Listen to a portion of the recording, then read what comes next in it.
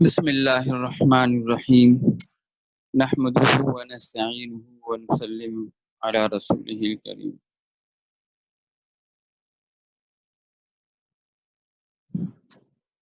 بات چل رہی تھی کہ رمضان مبارک کا مبارک مہینہ جب آتا تھا تو رسول اللہ صلی اللہ علیہ وسلم رمضان کا کس طرح استقبال فرمایا کرتے تھے، اور اس موسم بہار میں جو نیکیوں کا موسم بہار ہے کن اعمال کو اختیار کرتے تھے۔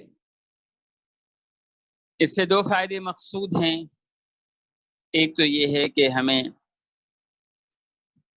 آپ صلی اللہ علیہ وسلم کی اتباع کا موقع ملے کہ آپ صلی اللہ علیہ وسلم کیسا اہتمام کرتے تھے تو ہم بھی آپ کی اتباع میں اسی طرح کا اہتمام کریں، اور ہمیں معلوم تو ہو کہ آخر یہ رمضان حضور صلی اللہ علیہ وسلم کی زندگی میں آتا تھا تو آپ صلی اللہ علیہ وسلم اس کو کس طرح قیمتی سے قیمتی بناتے تھے، اور آپ نے ہمارے لیے اپنی امت کو سمجھانے کے لیے اور بتانے کے لیے رمضان کیسے قیمتی چیز ہے، اس کو ضائع کرنا کسی طرح بھی مناسب نہیں ہے، کن اعمال کو اختیار فرمایا کرتے تھے۔ تو کل ایک بات عرض یہ کی تھی کہ آپ صلی اللہ علیہ وسلم کی عبادت بڑھ جایا کرتی تھی۔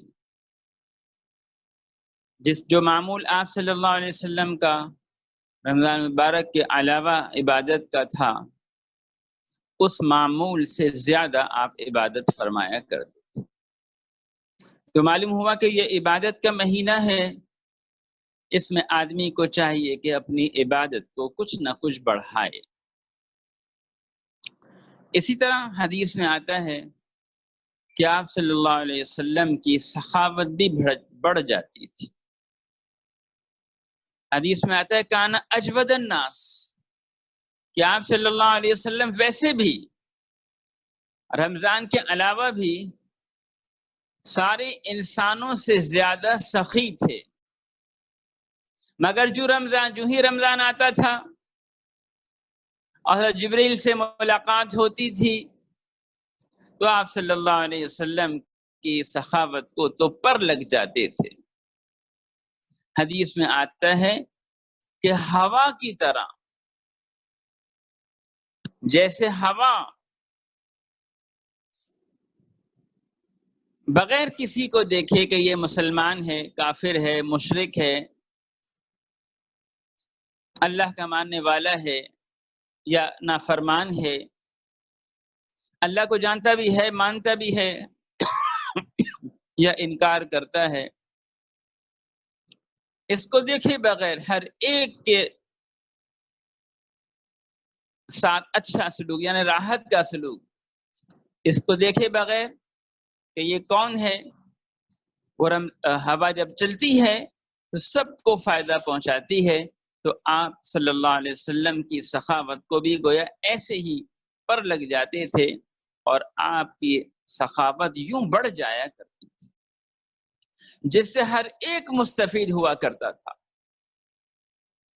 بارش برستی ہے، رحمت کی بارش برستی ہے تو اس سے کافر کو بھی فائدہ ہوتا ہے، مسلمان کو بھی فائدہ ہوتا ہے۔ رحمت اللہ کی عام ہوتی ہے تو اس سے ہر ایک فائدہ اٹھاتا ہے۔ تو آپ صلی اللہ علیہ وسلم کی سخاوت بھی اسی طرح بڑھ جایا کرتی تھی۔ تو رمضان مبارک میں ایک عمل یہ بھی آپ صلی اللہ علیہ وسلم کا تھا جو بڑھ جاتا تھا۔ اسی طرح آپ صلی اللہ علیہ وسلم قرآن پاک کی تلاوت بھی بڑھا دیتے تھے، اور جبریل علیہ السلام کے ساتھ دور فرمایا کرتے تھے، اور آخری رمضان میں آپ صلی اللہ علیہ وسلم نے 2 مرتبہ دور فرمایا۔ یہ تلاوت کا مہینہ ہے، اس مہینے میں تلاوت بڑھانی چاہیے۔ تو رسول اللہ صلی اللہ علیہ وسلم بھی تلاوت بڑھا دیا کرتے تھے، وہ انشاءاللہ رمضان کے اعمال میں تلاوت پر میں کچھ مزید عرض کروں گا۔ تو ایک بات تو یہ تھی. اسی طرح اللہ تعالیٰ کا ارشاد ہے قُوا أَنفُسَكُمْ وَأَهْلِيكُمْ نَارًا، کہ اپنے آپ کو بھی اور اپنے گھر والوں کو بھی، دونوں کو جہنم کی آگ سے بچاؤ. وہ جہنم کی آگ سے کیسے بچیں گے؟ کہ اپنے گھر والوں کو نیکیوں کا حکم کرنا، عبادتوں پر ابھارنا، عبادتوں کی ترغیب دینا. تو آپ صلی اللہ علیہ وسلم اس مہینے میں خاص طور پر اپنے گھر والوں کو عبادت کی ترغیب دیا کرتے تھے اور عبادت کی طرف متوجہ کیا کرتے تھے اور عبادت کے لیے اٹھایا کرتے. یہ خاص مہینہ ہے. اسی طرح جب آخری عشرہ آ جاتا تو آپ کی محنت تو بہت ہی بڑھ جایا کرتی. حال یہ ہوتا آخری عشرے میں کہ آپ صلی اللہ علیہ وسلم کو باقاعدہ لیٹ کر سونے کی نوبت کم ہی آتی تھی. ذرا سستا لیے مگر زیادہ وقت کسی نہ کسی عمل میں مشغول رہا کرتے تھے. آپ کی عبادت تو مشہور ہے ہی کہ جب آپ رات کو نماز پڑھتے تھے تو آپ کے پاؤں ورم آلود ہو جاتے تھے، اتنا لمبا لمبا قیام فرمایا کرتے تھے. تو رمضان میں یہ سب کچھ بڑھ جایا کرتا تھا. اور آخری عشرے میں تو آپ صلی اللہ علیہ وسلم کمر تک کس لیا کرتے. حدیث میں آتا ہے کہ آپ صلی اللہ علیہ وسلم اپنی کمر کس لیتے تھے، اپنے ازار کو کس لیتے تھے. جب آدمی کوئی محنت کا کام کرنے لگتا ہے اور مشقت کا کام کرنے لگتا ہے تو اپنے ازار کو ذرا کس لیا کرتا ہے کہ اس طرف سے تو ذرا بے فکری ہو جائے. جیسے کسی بڑے کام کو کرنے کے لیے، ہمت والے کام کو کرنے کے لیے آدمی ذرا ازار کس. تو آپ صلی اللہ علیہ وسلم بھی عبادت کی محنت کے لیے اپنا ازار کس لیتے تھے. اور حال یہ ہوتا کہ بستر کو بھی لپیٹ کر رکھ دیا جاتا کہ اب باقاعدہ سونے کی نوبت نہیں آئے گی. تھوڑی دیر کے لیے لیٹ گئے وہ اپنی جگہ پر ہے، مگر ایک اہتمام سے بستر بچھا کر سونا، اب یہ وہ دن نہیں رہے کہ آدمی باقاعدہ سونے کو سوچے. اسی طرح ازواج مطہرات سے بھی علیحدہ ہو جاتے تھے. ازواج مطہرات کے پاس بھی جانے کی نوبت نہیں آتی تھی. آخری عشرے کی پوری وصولی کے لیے آپ صلی اللہ علیہ وسلم اعتکاف فرمایا کرتے. اعتکاف میں تو ویسے بھی اگر آدمی سوتا بھی رہے تو گویا وہ عبادت میں ہی ہوتا ہے.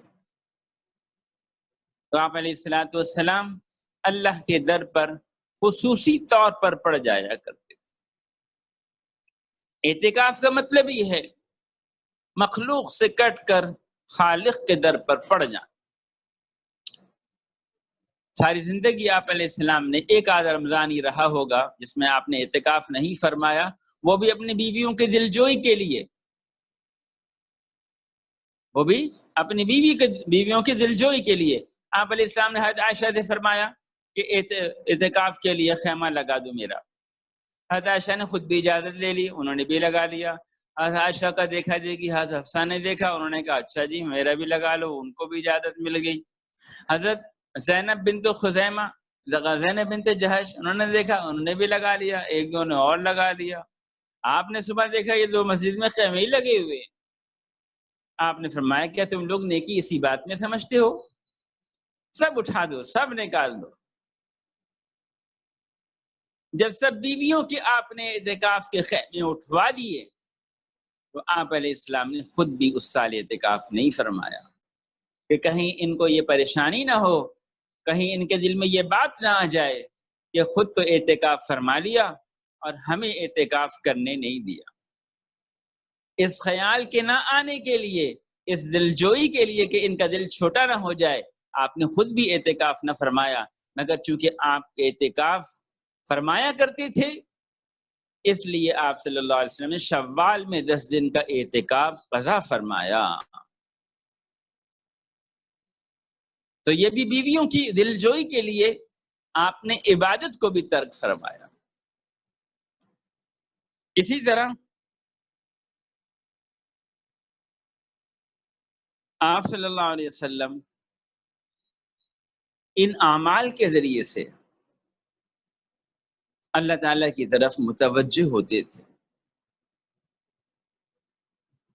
انہی اعمال کی روشنی میں ہمیں بھی ذرا سوچنا چاہیے کہ یہ رمضان المبارک ہمارا کیسا ہونا چاہیے۔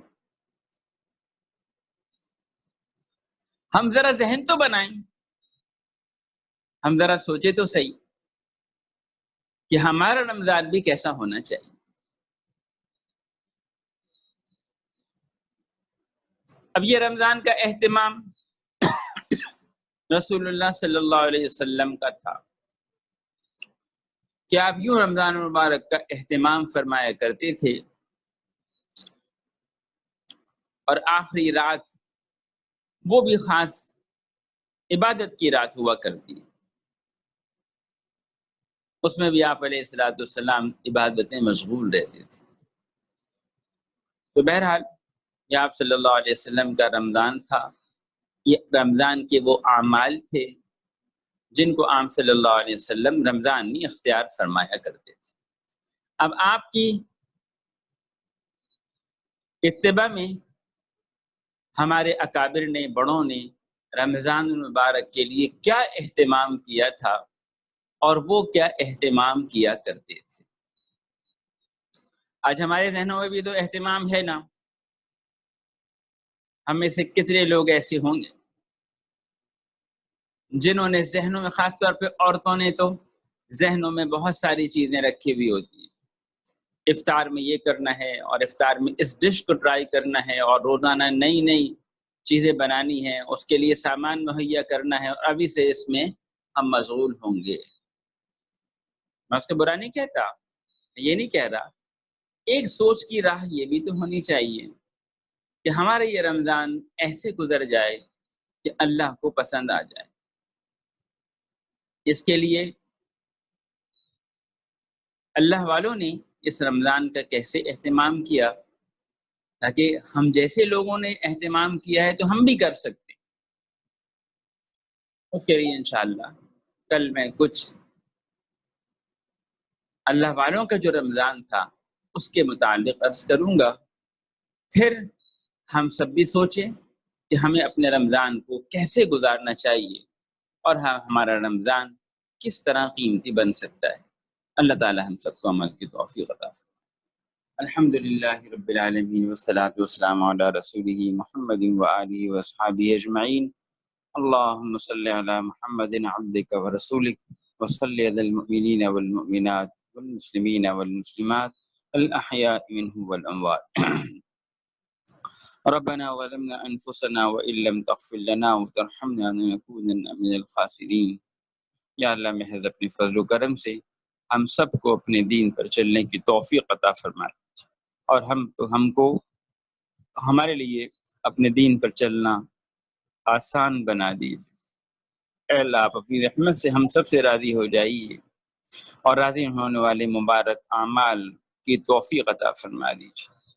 یا اللہ ان اعمال کو اپنے ہاں قبول بھی فرما لیجیے، اور اپنے فضل و کرم سے، عنایت و احسان سے یا اللہ اس رمضان کو ہمارے لیے عافیت کا، سہولت کا، یسر کا، آپ کی ذات سے تعلق کے جوڑنے کا سبب بنا دیجیے، آپ کے تعلق میں زیادتی کا سبب بنا دیجیے، آپ کی محبت میں ہمیں بڑھنے کا سبب بنا دیجیے۔ یا اللہ اعمال صالحہ کی عادات بڑھ جانے کا اور عادات پر ہمیں آ جانے کا سبب بنا دیجیے، ہمیں نیک اور صالح بنا دیجیے۔ یہ رمضان تقوی کے لیے آیا ہے، اے اللہ ہمیں تقوی عطا فرما دیجیے، اس رمضان کی قدردانی کی توفیق عطا فرما دیجیے، ہمیں محرومی سے بچا لیجیے۔ اے اللہ رمضان کے اعمال کو آسان فرما دیجیے، اے اللہ گناہوں کو چھوڑنے کی توفیق عطا فرمائیے، اطاعت گزاری کی زندگی گزارنے کی توفیق عطا فرمائیے۔ اے اللہ ہمیں نہ جانے کن کن چیزوں کی لذتیں معلوم ہیں، ان لذتوں سے ہم آشنا ہیں، یا اللہ آپ کے سامنے کھڑے ہونے کی لذت سے بھی ہمیں آشنا فرما دیجیے۔ یا اللہ زیادہ سے زیادہ تلاوت کر کے آپ کو خوش کرنے کی لذت سے بھی ہمیں آشنا فرما دیجیے، نوافل کو بڑھا کر آپ کے سامنے کھڑے ہونے کی لذتیں بھی ہمیں عطا فرما دیجیے۔ کچھ سحرگاہی کی بھی توفیق عطا فرما دیجیے، کچھ شب بیداری کی بھی لذتوں سے آشنا فرما دیجیے۔ یا اللہ اپنے لیے اعمال صالحہ کو اختیار کرنے کی توفیق عطا فرما دیجیے، ہر قسم کی خیر کو مقدر فرمائیے، ہر شر فتنے سے محفوظ فرمائیے۔ یا اللہ آپ نے کرم فرمایا کہ رمضان المبارک کی مساجد کھل گئیں، تراویحوں کی اجازت ہو گئی۔ یا اللہ اپنی رحمت سے ہمیں اس کے اہتمام کی توفیق عطا فرمائی۔ آپ کا شکر ہے، کرم ہے، احسان ہے، آپ نے بڑا کرم فرمایا۔ یا اللہ اپنی رحمت سے آسانی کا معاملہ فرمائی، اس وبا سے ساری دنیا کو بھی محفوظ فرمائیے۔ اللہ ہم نے جو ہاتھ اٹھائے ہوئے ہیں، ہمیں بھی، ہمارے بیوی بچے بہن بھائیوں کو، رشتہ داروں کو، پاس پڑوس کے لوگوں کو، سب کو یا اللہ، اور سارے مسلمانوں کو، سب انسانوں کو یا اللہ اس وبا سے محفوظ فرمائیے، اپنی قدرت سے حفاظت فرمائیے، اپنی قدرت سے محفوظ رکھیے۔ اے اللہ اپنی رحمت صحت و تندرستی کے ساتھ یا اللہ طول عمر عطا فرمائیے، اور اعمال صالحہ میں اس کو استعمال کرنے کی توفیق عطا فرمائیے۔ یا اللہ جب تک زندہ رہیں یا اللہ آپ کے نام لیوا رہیں، اور ہر خیر میں ہماری زندگی زیادتی کا سبب رہے، اور یا اللہ جب موت آئے ہر شر سے راحت کا سبب بنا دیجیے، ہماری موت کو ہمارے لیے ہر شر سے راحت کا سبب بنا دیجیے، آنے والی تمام منازل کو اپنی رحمت سے آسان فرما دیجیے۔ اللہم احسن عاقبتنا فی الامور کلها واجرنا من خزي الدنيا وعذاب الآخرة۔ اللهم إنا نسألك من خير ما سألك من نبيك محمد صلى الله عليه وسلم، ونعوذ بك من شر ما استعاذك من نبيك محمد صلى الله عليه وسلم، أنت المستعان وعليك البلاغ، ولا حول ولا قوة إلا بالله، وصلى الله على النبي الكريم، آمين برحمتك يا